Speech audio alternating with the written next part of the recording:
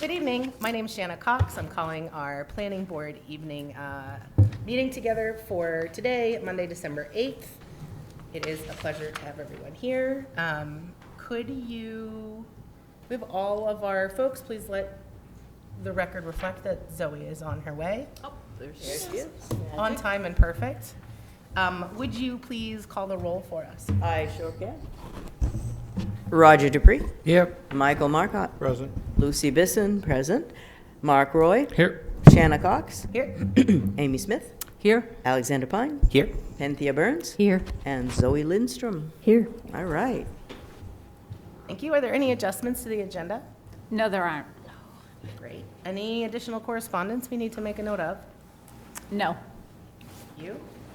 Please let the record reflect that we do not have any public hearings tonight. Grateful for that, and I won't have to forget. So we'll move right into other business, and we're going to start with item A, the planning board reviewing the amendments to the zoning and land use code, Articles 2, 5, 9, 11, and 12, for changes to regulations around accessory dwelling units, setback variance applications, parking standards, daycares, mobile homes, multiple principal structures, walls and fences, and changes to allowed uses and dimensional space and bulk requirements. Shelley, is that you? Yes, Bringing it us, is. bringing us together with all of this? Yeah. Thanks. And before we get started, I wanted to introduce to the board our planning technician, Dawson Pillow, who is in the audience. Welcome. Did you say Dawson? Welcome. Dawson. Welcome, Dawson. Yeah. Okay. So this evening, we have a series of changes that you looked at in October 27th at your meeting when you initiated them. Some of these are because of state law that took effect on September 24th of this year. Others are housekeeping items or items we've discussed with the board previously. I'm happy to answer any questions. I'm also happy to go through this in whatever fashion the board would like. Thank you. So just as a note, you've given us some information about the 3 legislative pieces that have informed some of Yeah. these changes. You've given us a number of sample from the various articles that I read off as we opened it up. I feel like it'd be most useful to take this in order of how you've arranged it on the memo. Is there Okay. any reason you'd think otherwise? Nope, I just Any wasn't sure cross-referencing kind of the level sections? of detail you want me to go into, so I can just hit the bullet points that I have in the memo for each section and then see if there are questions. Yeah, and just for your sake as well as the board's sake, you're looking for us, we have seen these a number of times, most recently in October, you're looking for us to finalize feedback so that you can bring this for a public hearing at our next meeting that this can get on the agenda for? That's right, we don't have a public hearing tonight, but we just wanted to get as close to a final version as we can this evening. We love that. Thank you. It's a good process and we appreciate it. So no votes necessary from us, straw polls if you feel like there's any disagreement, but mostly clarity and support. Yes, please. All right, Article 2 definitions. Okay. So LD 1829, which you've heard us mention a few times, it's a pretty big bill, had a couple of elements that took effect in September of this year. Most of them we have to come into compliance with in July of 2026, so you'll be seeing a group of changes after the first of the year related to the rest of those.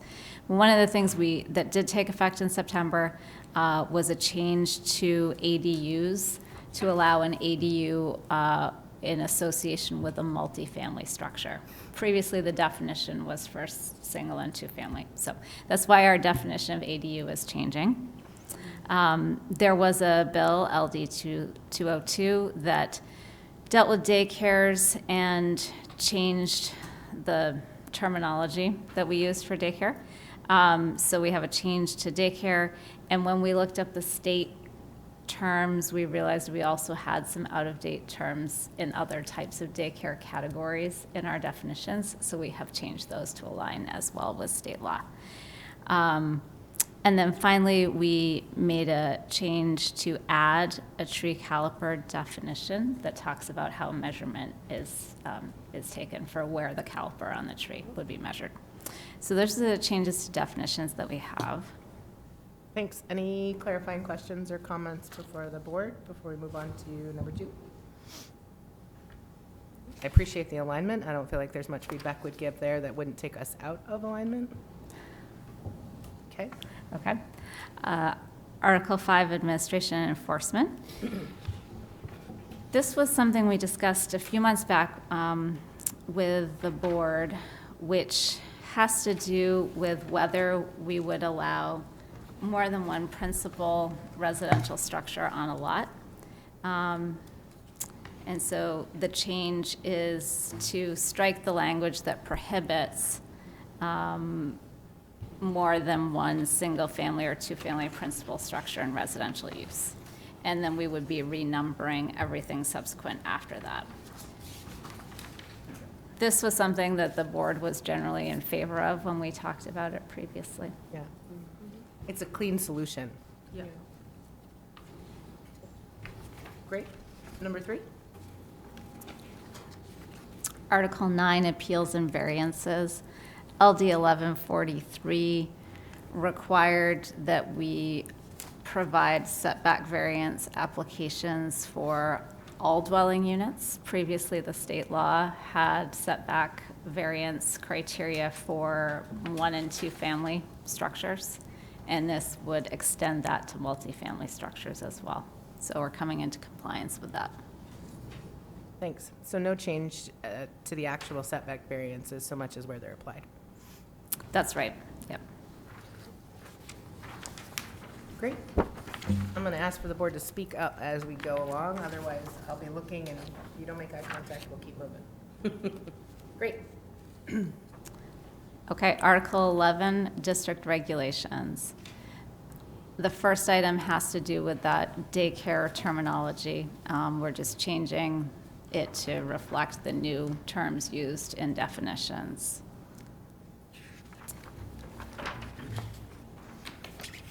And then, in addition, we've made some changes about where small childcare facilities can be located.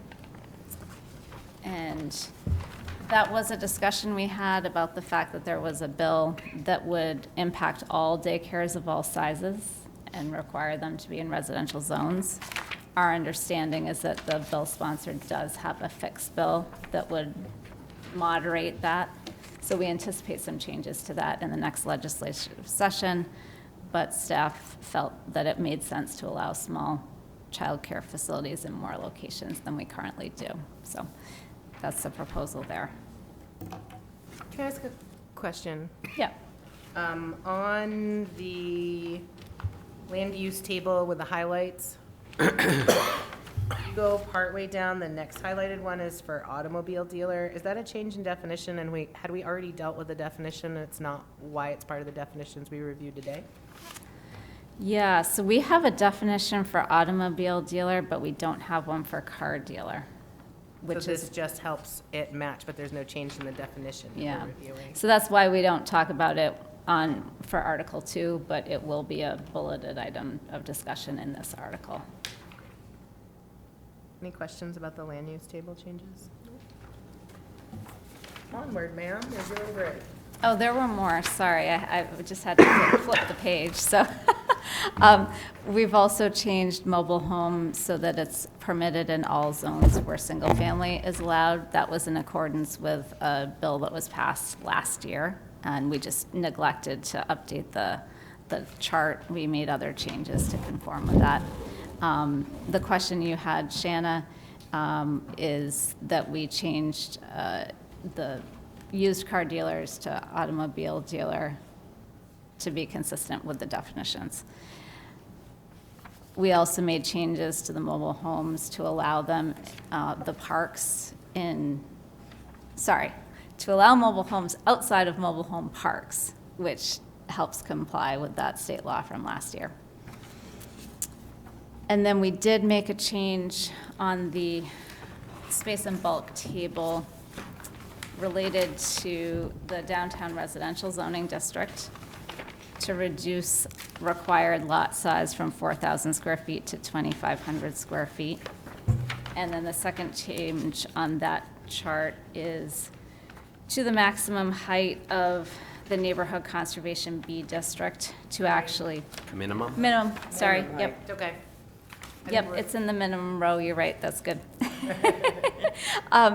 to provide a maximum height to reduce the opportunity for short structures that wouldn't be consistent with neighborhood character. Provide a minimum height. Yes. Yeah, you keep saying maximum, but it's I'm minimum. sorry. Again, it's okay. It's okay. I think we know what you mean, and really, we've got it written correctly. As long as we're feeling like that's the one that we're sticking with, we're good. Yep, that is the important part. So that's the changes to Article 11. Questions? No.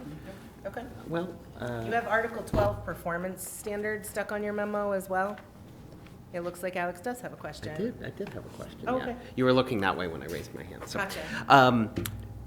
does staff have sort of a general idea of how many lots this reduction in square footage opens up for development? Like, because I've heard anecdotally from folks that there's a lot of like undevelopable lots downtown because they're too small. Like, is this seen to sort of reduce that issue or significantly, or is this? It will help. We certainly looked at some lots that this came about because there was a lot that someone had asked about, and we looked at it and we said, it's not that different than that lot and that lot and that lot that all have 3-unit buildings on them. So I will say the 2,500 square feet is slightly arbitrary, but it's a pretty standard dimension of a lot in the downtown. So we felt like it was really consistent with the lots in the area. A lot of lots? A lot of lots. So I would say at least probably a handful in the There's at downtown least 6, residential. Alex. Yeah, yeah. That's great. Glad to hear it. Did you want to tackle Article 12, performance standards, which is on the same memo that you're on? Yes. So in Article 12, Section 7, we do have a change requiring the approval for fence placement when it's going to be inside of a front setback, with the intention that we would be reducing the chance of obscuring sight lines for vehicles or damage to fences by snowplows. Section 11, this is another change because of LD 1829 that relates to ADUs. So we had to eliminate a couple of requirements we previously had. Primarily, we had language stating that an ADU was allowed where there was a single family. And so we needed to change that. And yeah, we were primarily just removing the single-family terminology and stating that it could be allowed where there's a 2-family or multifamily. Article 16.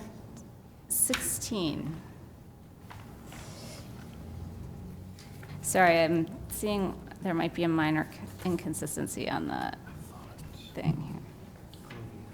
Section 16. Oh, okay. Sorry, we talk about Section 16 further down in the memo. So in Section 16 and 20, we also change the term daycare to childcare to be consistent with the changes we made in Article 2 as a result of LD 202.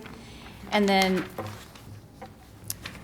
in Section 17, which is the parking standards, the off-site parking standards, the first change is to come into compliance with LD 427, which reduces parking requirements for residential structures.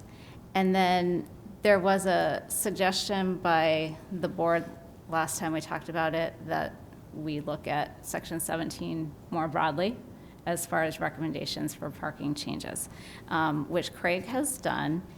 And he can speak to it, but generally he tried to provide consistency as far as square footage for different uses being a little more consistent right now than using different square footages for every type of use you could think of when determining what the parking requirement would be, and simplifying things in a few areas. And generally speaking, was reducing the amount of parking required for commercial uses. We did look at a number of commercial uses in Auburn and Lewiston. And we think this is still a little conservative, what we're proposing, but is certainly a reduction in parking standards from what is required right now. I don't know if you want to add anything. No, but happy to address any questions. Can I ask a question on that before we move on from the parking? It feels like in the motels, hotels, and inns that let me frame it as a question. You've noted 3 spaces plus 1 per sleeping room. I'm assuming the 3 spaces is there for staff, vendors, and then you're naming for the sleeping rooms in addition to that. But when we look at bed and breakfast, it's 1 per sleeping room, 2 for the dwelling unit, which might take care of the owner of the inn. Do you not need some, just in terms of like consistency, would you not want to say 3 spaces plus 1 per sleeping room so that you're maintaining some consistency in terms of what I would deem spaces for operational use instead of guest use? I don't know if you're looking for consistency between those 2 uses. We can certainly, it's good input. We can certainly take a look at that. One of the sort of ideas looking through this section was to move more towards parking standards based off of square footage, because it would be, right now we have standards based off of square footage and also employees or number of bays or number of even beds in an area. Factors that are a little harder to verify, like you'd have to actually go into the building, and they also change. They're more likely to change than a square footage would be. So it's, by moving away from those standards more to square footage alone, it would, it'd just be more consistent and, less likely for parking requirements to change like on a monthly basis, really. If you get a new employee, you need an additional parking space, but number of employees can change, number of beds in a room can change, things like that. But we can definitely look at tourist homes, motel, hotels, inns, and rooming houses, and really just sort of streamline all of those together if that's sort of what the board would like to see. I can appreciate the difference. So like there's no square footage referenced for any of these. They're based on sleeping rooms, which I think both make sense, and I'm not trying to make you make everything be about square footage. It's just, it feels like for motels, hotels, and bed and breakfast establishments, which are pretty similar in use, you're naming for one a standard per establishment plus a variable based on number of rooms, and for the other, you're not applying that. Mm-hmm. So we just really took the existing standard and, short of doing a deeper dive in it, we really just looked at where we could make some minor changes to create more flexibility. The existing language, that's just it. It's existing. We didn't do a full rewrite of this language. We just tried to, remove certain obstacles where we could. I appreciate the removal of employees. I think that makes sense. Okay, so just for my understanding, you're refreshing and looking at it, but not holistically, and because what I'm stating would be a deeper dive and something that's varying from your existing language, we should just roll with what we got, because really we just cut out the variable of employees. We can certainly rewrite that I just section. love when we're doing something for the purpose of doing it for consistency and clarity that we do it. Can you, for my purposes, because I didn't fully follow how the 2 are inconsistent, is it the 3 spaces that you're? Yeah, because Okay. I think the 3 spaces that I'm seeing noted in motels, hotels, and inns is essentially is an assumption. There should be some reserved number of spaces for people who work here, regardless of their employment dates or shifts or whether they're new or not.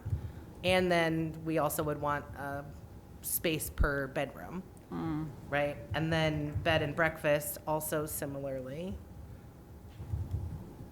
You would think use-wise. So I guess my language is like operations use, reserved for some operations, and then not. And you could just make them consistent, is all. Would you propose then that we would strike the 3 spaces from motels, hotels, and inns, and the 2 spaces per dwelling unit from bed and breakfast? Is that what you're thinking? No, thanks for asking. I think the 2 spaces per dwelling unit's pretty important, because oftentimes bed and breakfasts have somebody who lives on site, and so you need something for them. It's either strike the 3 spaces plus, and then you'd have the 1 space per sleeping room. I think it's important to have some space for staff, and so it feels like the 3 spaces from the motel, hotel, and inn should have a corollary reserved for operation or staff at the bed and breakfast. Like, that's what I'm looking for consistency. Alex? So like, for example, maybe we say for the bed and breakfast, there's 3 parking spaces. So like 2 for the unit plus 1 for a staff person. And then for motels or hotels, it's 3 spaces for staff people. And then the same requirement of 1 space per room. Something like that? Yeah. Am I Am I picking this making up? any sense? I feel like maybe there's a disconnect, and I don't know how I could talk about it differently, but I'm happy to give it a whirl. So it sounds like maybe you're, have just a minimum requirement, no matter what the use, and then, have it based off of, Well, I'm afraid to blanket say yes to that, because we're looking at a whole variety of uses, and I'm looking at the 2 that are most similar being consistent with each other, and not somehow relating that to like medical centers or retail and personal service establishments. I'm just saying you've got motels, hotels, and inns, and bed and breakfast that have similar use, similar function, similar staffing needs.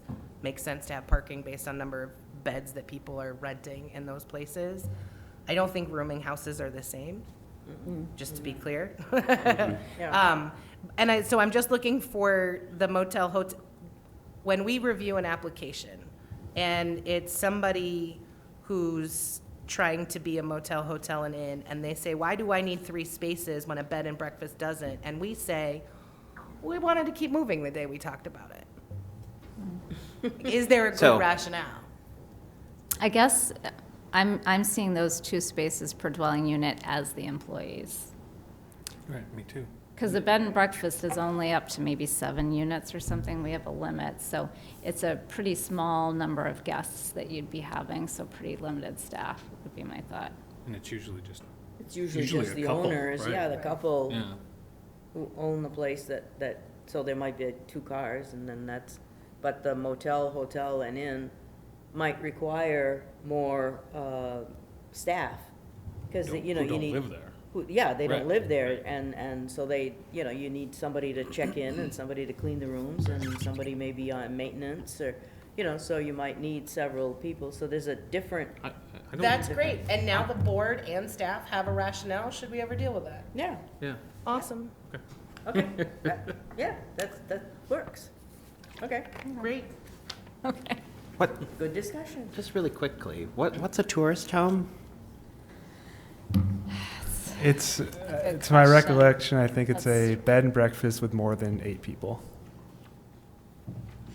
Yeah. Like a hotel? Or 8.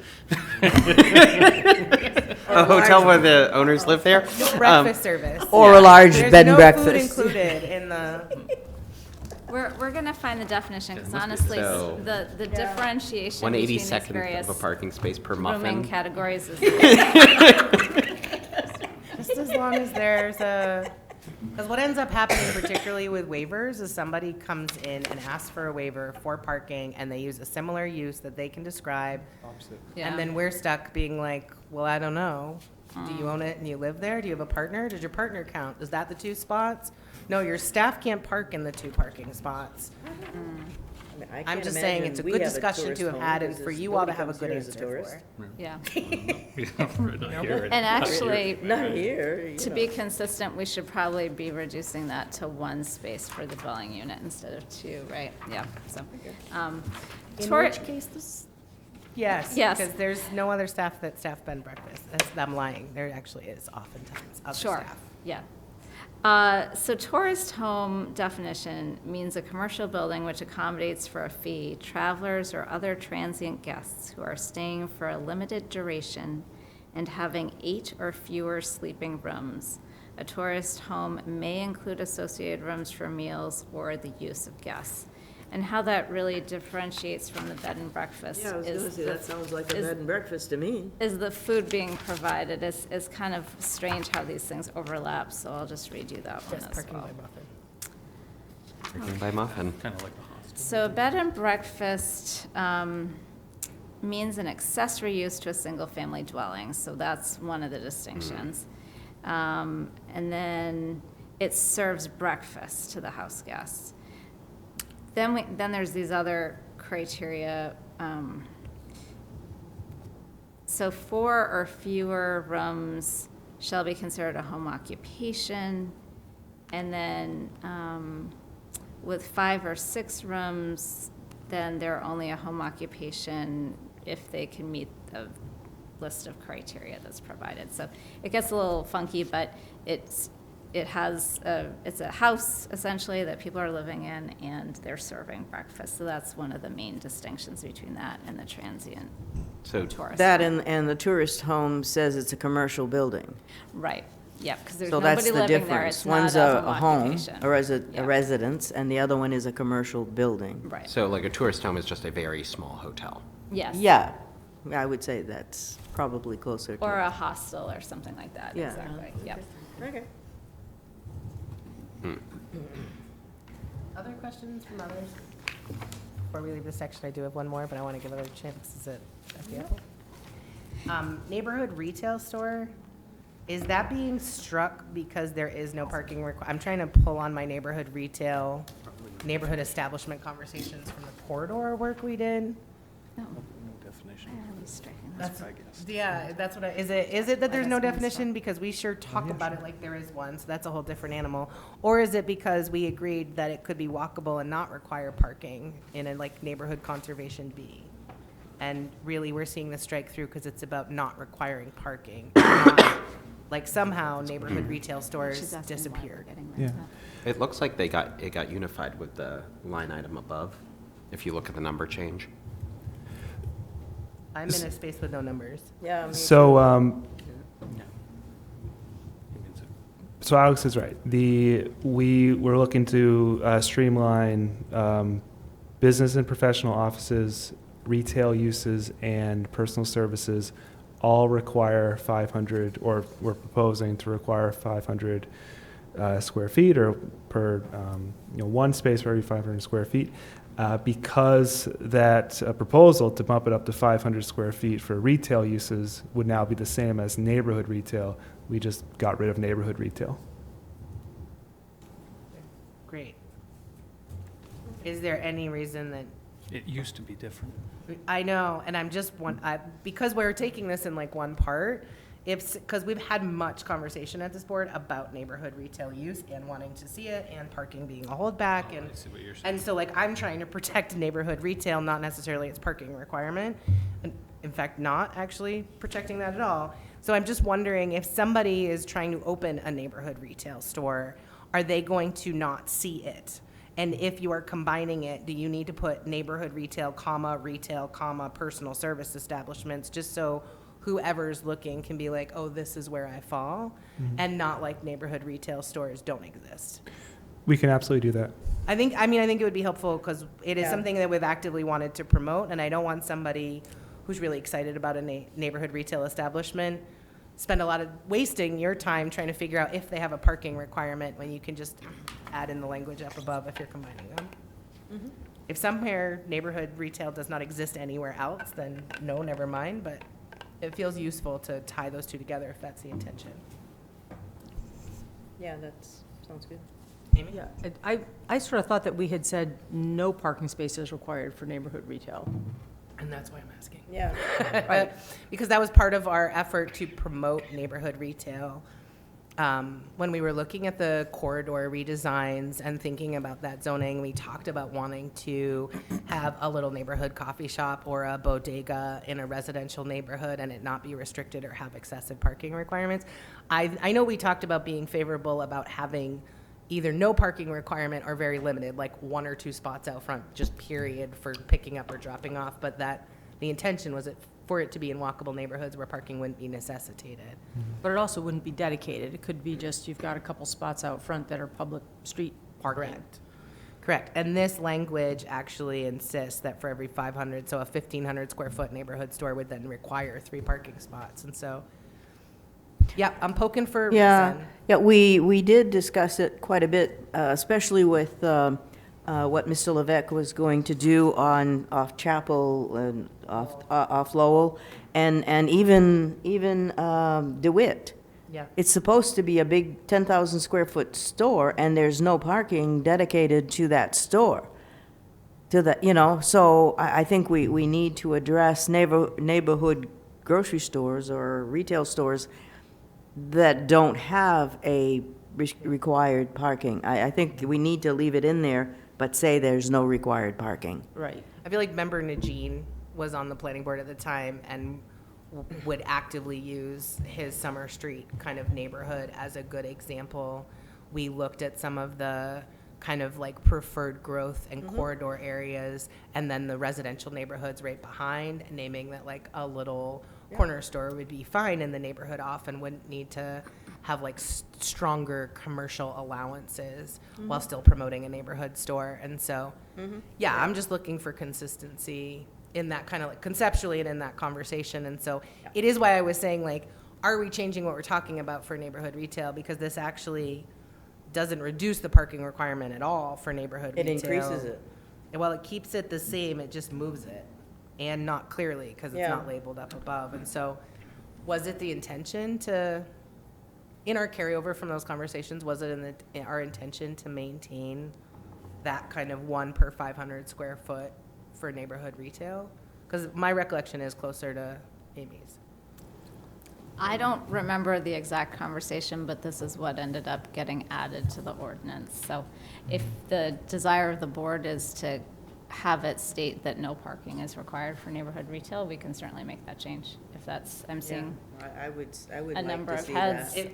It is that, or at a bare minimum, that the 1 space for 500 can be on-street parking, not exclusively reserved and within blank distance of the location, similar to how on-street parking has worked for a number of Yeah. these developments. I would say, since this is the off-street parking section of the ordinance, that, or would be on-site rather, that we would just say that there's none required. Okay. Yeah. Yeah. Okay. Because that's consistent with so many neighborhood stores right now. Ward's, Webb's, 7-Day Market, none of them have off-street parking. Well, those spaces are in zoning districts where commercial uses don't require any parking spaces. So regardless of its, whether it's a retail use or a neighborhood retail or a business office, if it's in a certain zoning district, it won't need any spaces at all. So I think our concern were specifically about some of the areas where that's not applicable, like not downtown. So Yeah. I feel like it was like neighborhood conservation B and the other letter A or C that we had talked about wanting to have that same feel available in walkable residential neighborhoods. And that right now in those spaces, because of the way commercial uses are named and permitted, it would require off-street parking and then a parking lot. And then all of a sudden, we're not really invoking that neighborhood corner store feel and that walkable piece. Alex? Did we have, I feel like we had a similar discussion around restaurants as well. And restaurants are here and there's nothing sort of Yeah. highlighting that. So maybe, sounds like the request is like, can we take a look at that neighborhood restaurant, neighborhood store ordinance and just make sure that this matches that? And it might be looking at like both the definition of it and where it's allowed and whether there's limitations or advantages in where it's allowed. Sometimes I think it's just when we look at things piecemeal and aren't looking at the way neighborhood whatever is showing up in its entirety, we might get lost in the thread. But I don't want to just be like, yeah, this parking change looks great when it's kind of counter to what we've been fighting for a little more than a year. And I don't want it to be inadvertent. That's all. Other comments? There's another page with more columns. I don't see significant changes, but there is some changes to the Riverfront Mill, Centerville, in case folks want to keep turning before we turn the page from this in general. Folks good with all the parking changes? Yeah. Okay. And you already named section 16 and 20 for daycare. Yes. Any other questions on all things Article 12? Nope. Okay, we've got no action. You've got some good feedback and a lot of support for most of the changes that you brought forward. Yeah, thank you. Anything else on agenda item A, Zoe? I did just have like a few little typographical things that I didn't have a chance to email over to you, but they shouldn't take long to go through now, if that's all right.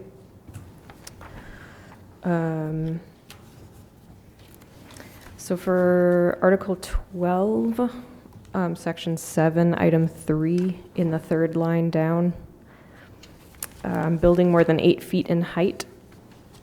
That comma should be excised after height, and which changed to that.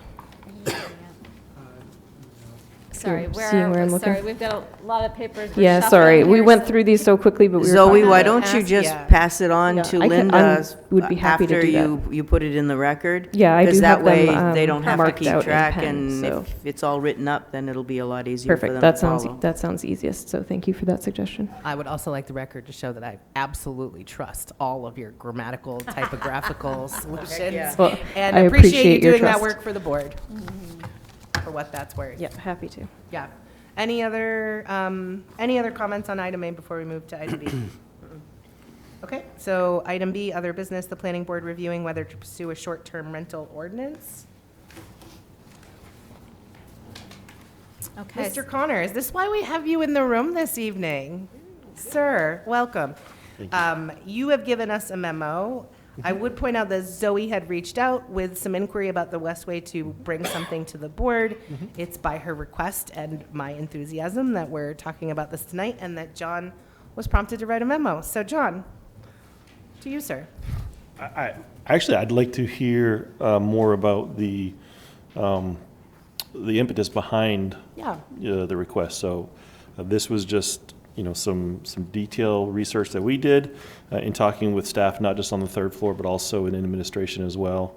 But obviously open to whatever the board wants. Would love to hear more about the reasoning behind the request, and if there is a problem that we need to solve, let's try to solve it.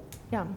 Zoe, as you bring forth what's behind this or the impetus, could you also offer for folks, both folks who are home and maybe even planning board members, a little bit about what constitutes a short-term rental and any other contextual pieces that you can offer as we talk about it?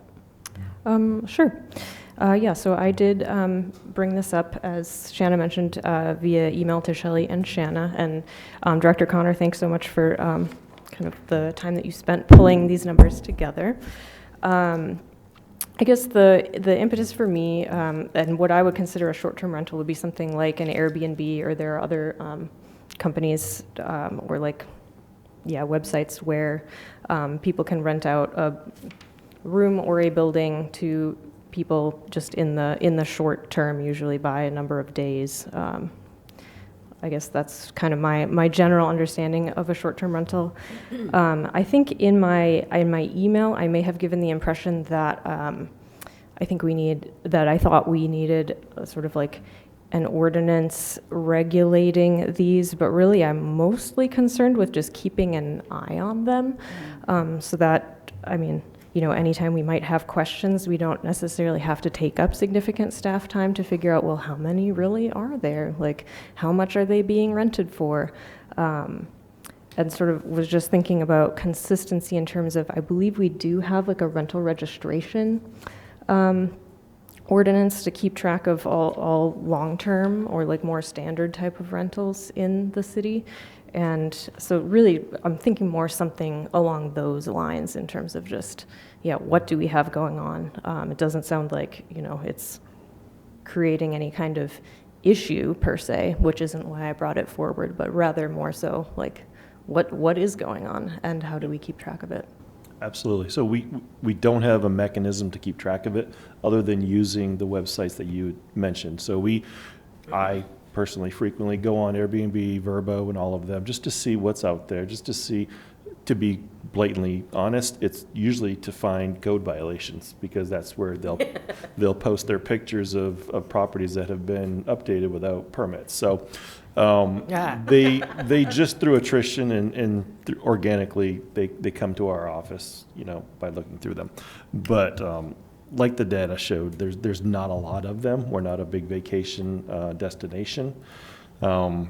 But we do keep an eye on them. Those that come up with violations, they obviously get under the microscope a lot more. In the data that we looked at, we could definitely understand if a lot of the houses, like you go to Bar Harbor, and there's just whole houses up and down the street that are being rented out short term. We had a 50-50 mix. A lot of them were just, couch surfers. A room was being rented, and then the other 50% was the whole house that we saw. And obviously these numbers fluctuate. They'll go up and down. The one that I haven't really looked at yet are the traveling nurse websites. Yeah. I know those tend to be a mixture as well from talking to people that do rent out to traveling nurses. There are some that are just a room or a portion of the house, and then others are the entire house. So we do keep an eye on them from time to time, and just try to keep track of them for purposes like you're talking about, just to see that A, there's no code violations, and B, that they're not eating up the housing stock. Mm-hmm. Yeah, so I think what I would be the most interested in bringing to the board and potentially, codifying is some way of like asking people to actually register those with the city for an easier way to keep track of them and gives us maybe more teeth in terms of,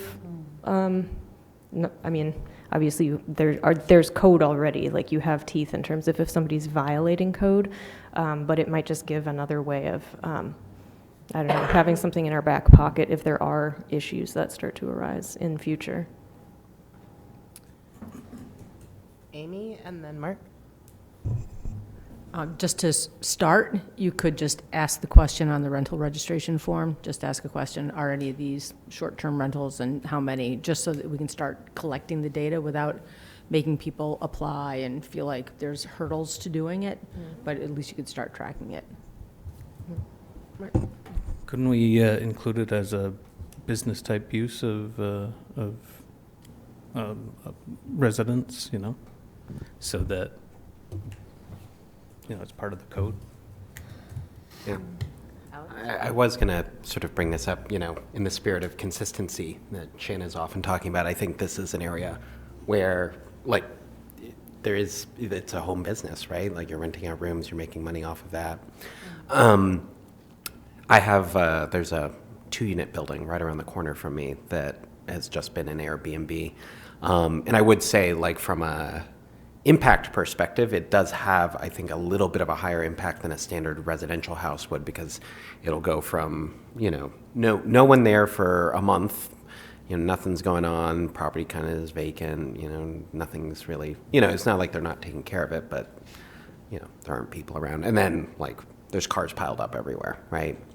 And I think in, like, the last snowstorm, that maybe caused some problems because it's guests who don't understand our rules around plowing and things like that, and maybe that gets lost in the shuffle when they're getting explained how to get into the unit or whatever. So, yeah, I think regulating them like a business that they are would be really great. And like thinking about the part of the reason I was asking what a tourist home was is sort of like, is that sort of an outdated term for what is now, someone doing an Airbnb in a multi-unit building that is only used for Airbnb now, right? Because I think that's the other thing that I was wondering about when I saw this agenda item was like, I could be renting out my spare bedroom, that's a short-term rental, or I could buy a triple-decker and have them all set up to be, Airbnb, and I don't have any permanent renters. I've also been in other cities where it's like, yeah, it's a triple decker, and then the Airbnb listing is for each bedroom in the triple decker. So you have like random unassociated people. You know, it's like practically a hotel, right? And not saying that we have that problem, not saying that, you know, we need to be freaking out. But again, I think to Zoe's point, just sort of like having something so that we're not catching a problem, but instead sort of going like, we've noticed an uptick in this. And making sure people are treated fairly, I think makes sense. You know, both the neighbors who are next to this home business and other people running home businesses, you know. If you have to jump through a bunch of hoops to open a tax office, but no hoops to rent out a spare bedroom, what gives? So I guess my question would be, if you want to regulate them, what are we trying to regulate? Are we trying to regulate what you were talking about, Alex, like the occupants may not know all of our rules and regulations about plowing, all those things? All of those things, all of those property maintenance issues are already governed and regulated through the code office. So anybody can call, any code officer that drives by can issue citations to the owner of the property to combat those types of issues. So I guess my question is, what are we trying to regulate if the data shows that it's not impacting the housing stock? And we have things on the book to take care of the property maintenance issues. What is it that we want to register them and regulate them on would be my question. So were you raising your hand? Yeah. After you. May I go? Is that all right? I hadn't had a chance to contribute yet to the discussion. So before we get to regulate, I would just say like that's one half of the equation. And I think there are advantages as well that is not taking the punitive turn that your regulation focused, Director Connor is really focused on. So I'd offer, for example, I live next to an Airbnb. When I bought my home 6 years ago, there was a couple who owner occupied the second floor, which was an entire unit, rented a unit on the bottom floor to somebody who worked and lived in the neighborhood, and then Airbnb'd the front unit. Over time now, all three are converted to Airbnb. So we've lost 2 permanent residences out of our overall stock. And I'm really fortunate. The neighbors are great. The people who stay there are really great. But I do see long periods of time where that sometimes is vacant. And for me, I think the consistency, which is my bike rack, the consistency for me is really around the business component of it. And so we might not have that information. I don't know that it's really what you focused on. You were focused more on housing stock and housing implications, nor am I really concerned about code and code violations, because likewise, there are remedies already available for that. It's a good business. It's a good business. We don't have a ton of Airbnbs in Lewiston. There is a high need for them between sporting events, Bates alumni, traveling nurses, long-term care for folks who have relatives in any of the health facilities. They can sometimes book 2 to 6 weeks. What I see the highest use for is tradespeople spending 3 or 4 weeks doing a whole series of roofs in the building and not being located in this area. It is a business. So for me, it's when we think about the revenue concerns that this city has, how do we see this as a place in which we're servicing businesses, and for that service, we're supporting businesses, but also recognizing them as businesses. So I'm more interested in that side. I think the housing stock thing is absolutely, I come from Bar Harbor and coastal communities, and I think it's something to be mindful of, and you can be most mindful when you're intentional in collecting data. I'm interested in the business licensing side of it more than anything. I would also say, which also sounds beautiful and awful coming from me, but the reality is, if we were able to say holistically as a community, whether it's for some unforeseen awful event or a really wonderful event, we don't have enough bed vacancies to serve large events at Norway Savings Bank Arena or the Balloon Festival currently. And so for you to be able to both communicate to business owners about upcoming events to maximize our ability to host as a community and to have a good impression, as well as our ability to communicate, whether it's snow bans or other things, with people who are responsible for and have the access, particularly when it's changing every other day. I just think there's a lot of opportunities for us as a community that could support future development opportunities, whether it's community development, placemaking opportunities. And so I don't take the punitive only lens. And I think there are advantages to being able to collect that information, share updates with people, and see it as an asset in a business, and like we do with other assets in business, treat it as such. Yeah, I mean, the only reason I would want to start collecting the data really, or having some mechanism to be able to regulate it is so that you could keep an eye on it, as Zoe said, so that I don't think in Lewiston's case it's particularly a problem, but I can definitely see in other areas, specifically clients of mine that other towns around the state, where it does become a problem, and it is not good for the community in the long run, even business-wise. So, yes, it is a business for those people that are running those businesses, but for the communities, it's not necessarily healthy when it gets to a certain tipping point, because you don't have people actually living there and contributing to the actual fabric of the community. Yeah, they're contributing to the tax base of the community, but they're not actually contributing to what makes a community.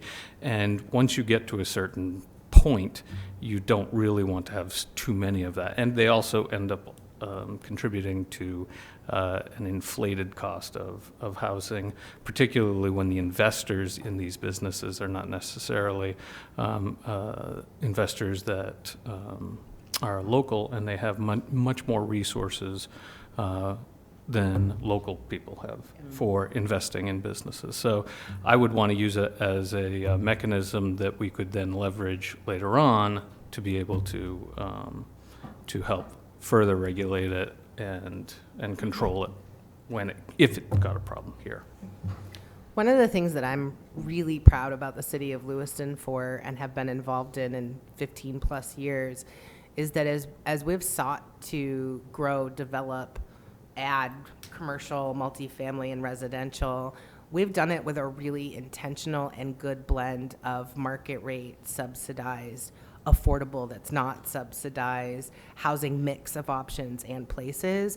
And some of the biggest problems where short-term rentals show up is where there's a moratorium on new development, there's a scarcity, and there's a financial incentive to grab a house and be able to rent it for a week what your taxes are for the year.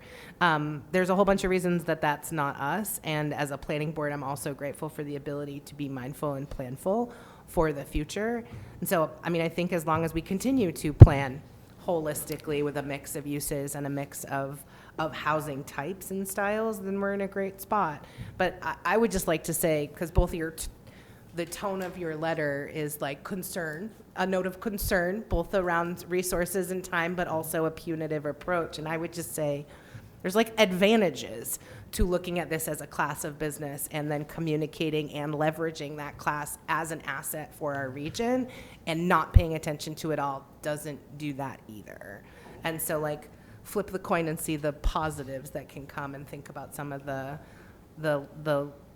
more gentle interventions that create assets as well. Alex. Yeah, I think, back to your original question, John, about, what are some of the things that we'd want to see with regulation? Totally get, sort of the property maintenance and things that's already covered.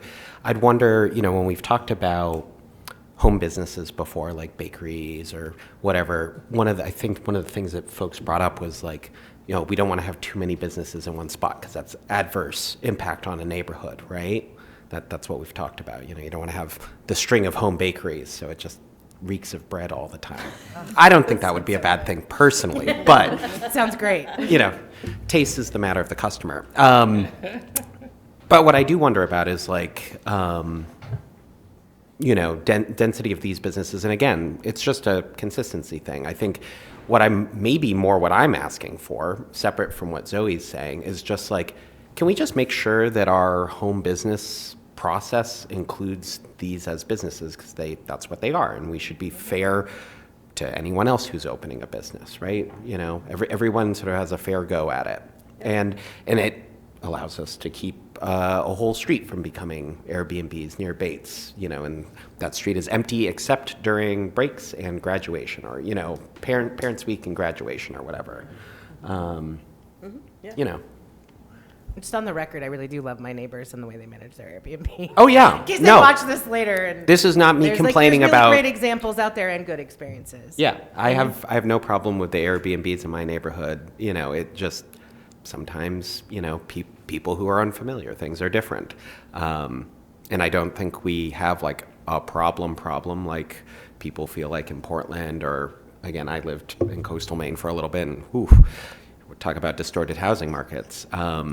But I think being thoughtful now, so you're not like playing catch up later, and making sure, you know, I think people are happier when there's expectations set. So as I hope more people get into this business to support some of the need that we have in the community, that they aren't, you know, it isn't like 2 years later they're blindsided by, oh, I have to get a license now. You know, instead it's just like, oh, no, you just get a business license like any other business. Thanks, There Alex. it is. Amy? Yeah, and I was just going to say, I do think that there is an advantage, again, if it's just like a little tick box in the rental registration or whatever, to know what's going on inside these buildings, unit by unit, is really, really helpful, so that in code enforcement situations or other, like, trying to, like, you know, control the number of different types, a bit like home daycare, like, oh, this is a building that's actually got, you know, a couple of home daycares in there, the little kind that don't have to be registered. I can't remember what they were called, but it's just helpful to know what's going on in a building. Yeah. Thanks. Great. Anything else on short-term rentals? I have another other business. I have an other business. I just wanted to formally thank Zoe for her continued term on the forestry board, which she accepted on behalf of the planning board, and so we are grateful for her. And thank you, ma'am. You're welcome. Happy to serve.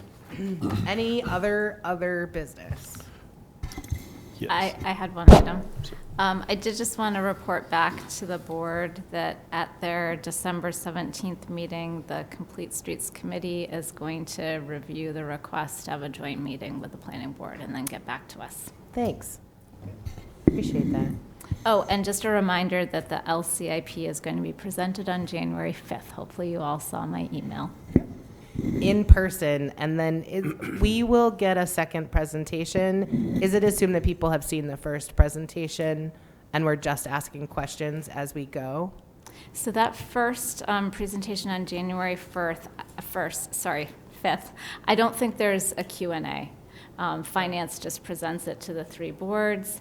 You get your books, and then your second meeting in January, we will have administrative staff here to have that discussion with you that you've typically had, where you go in more detail into different departments. So to restate my question again, correct, there will not be a second presentation. There will be a question-driven session, and planning board members should review or attend, because that's the presentation.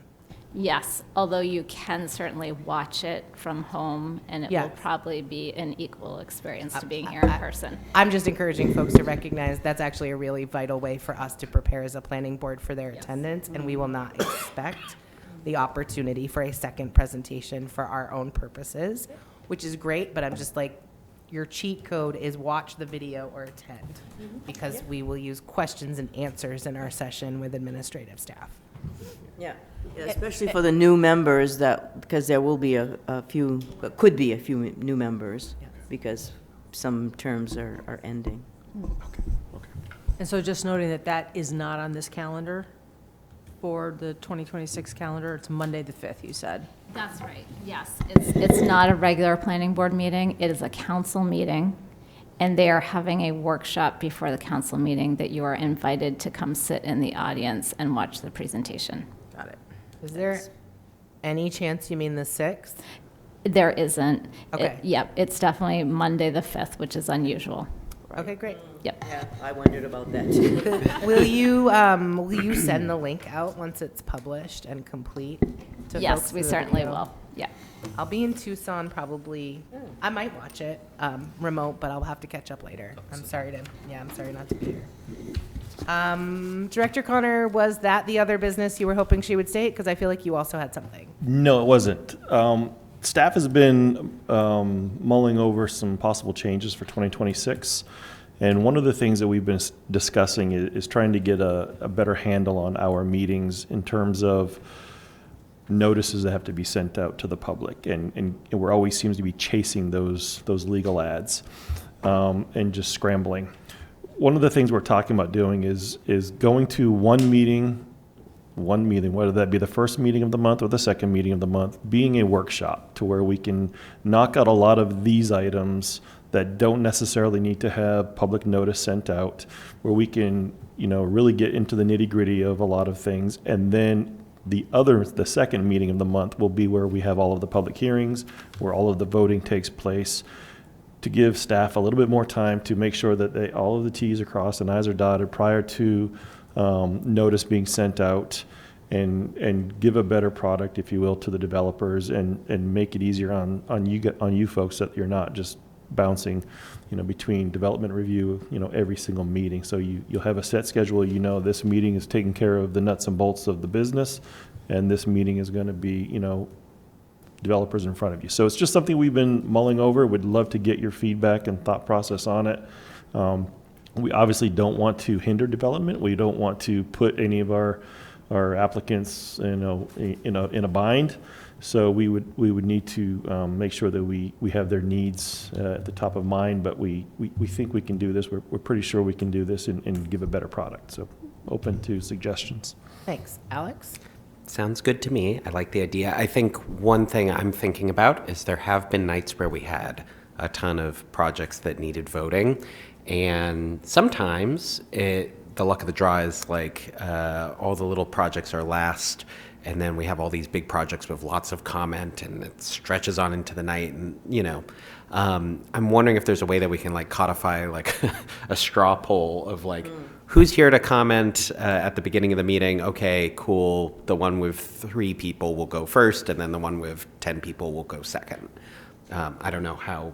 Procedurally, I'd be happy to run that as chair with the. As long as agreement that's from the no board. problem, We try to take the ones that we think are going to have, some heated discussion. We try to front load the shorter, quicker ones that we think, but who knows? Anything can change when. Oh, of course. I still remember the pickleball court one when the room was full, and that was a complete surprise to most of us. So you really can't tell.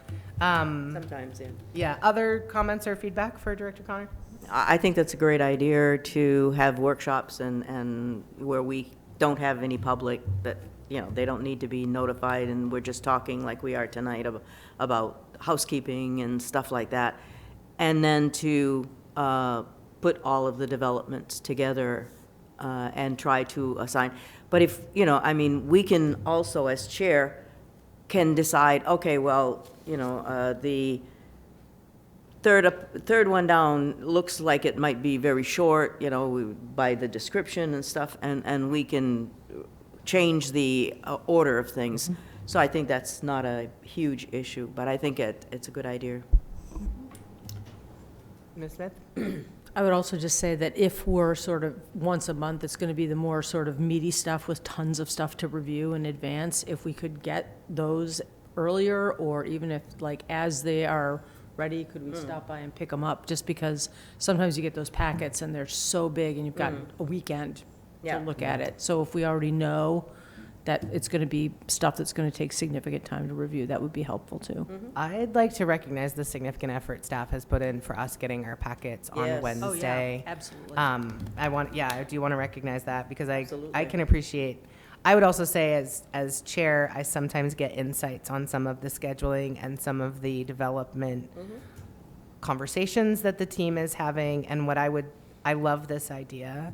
I am happy to also see, like, if we went with the second meeting of the month was the developer meeting, and there was a good reason to put a developer on the first meeting, I can certainly appreciate that. It doesn't have to be a hard and fast rule. What I would encourage, and I'm saying this for staff and on behalf of staff, in case you need planning board support as you finalize your decision and then make it clear to developers and applicants, I often see you guys trying really hard to accommodate a developer, and it is counterproductive, not just for you and for us, but frankly for them. And I have seen them come to you with changes on something that they think they can get out. Like, I don't think your request is probably not able to be met, frankly, because of the realities and challenges that you all deal with. I want us to be developer and business friendly, and I love that you're responsive, but I think that you should have a cutoff. So if the third Monday of the month is our meeting Monday, then if you don't have it by the second Monday, it's next month. And you should stick to it. You're already speaking my language. Well, I just wanted it on record from the planning board that, because I've seen some of the packets that we've got that feel like maybe the Ts aren't crossed and there's some Is that aren't dotted, is because it's the third version. And you've tried to get it to us to satisfy a developer's need on a last minute realization that their whatever's running out, even though it was on the calendar for the last 2 years. I love being accommodating, and we should aim to be, and part of that is a standard of review and service and their completion. You should hold them to it. I agree. Yeah, as someone who works for a company that often brings things to planning boards, we don't miss deadlines, so I think it's doable if it's communicated. Yeah, because then you'd have one day on the calendar. If we don't have it by this day, it goes in the next month. Best of luck, it's a pleasure. Yep. And I don't think that's a bad thing. No, I think it's a good thing. Excellent. Thank you for the feedback. Yeah. Greatly appreciate it. Reading of the minutes. I'll make a motion to adopt the meeting minutes of November 24th with the minor typographical error corrections that Ms. Lindstrom has submitted. Thank you. Any discussion? Can you call the roll? Roger Dupree? Yes. Michael Marcotte? Yes. Lucy Bisson, yes. Mark Roy? Yes. Shanna Cox? Yes. Amy Smith? Yes. Alexander Pine? Yes. Great. Motion to adjourn. Seconded. So moved. Moved. Congratulations. I will see everybody December 22nd. Is there a meeting We're on the 22nd? sneaking in a holiday meeting. Really, December 22nd? No, it's There's not a definitely joke. a meeting on the 22nd, Yep. yes. There is a meeting on the 22nd? If it There sounded is. like there was a lot of No, I personal just- emphasis make sure. behind my remarks I just made, it might or might not be connected to a holiday meeting the week of Christmas. Yeah, not unrelated, Mr. Connor. My remarks and the fact that we're having a December 22nd meeting. Cheers. I'm not saying you should bring spiked eggnog, but I am saying you can put whatever you want.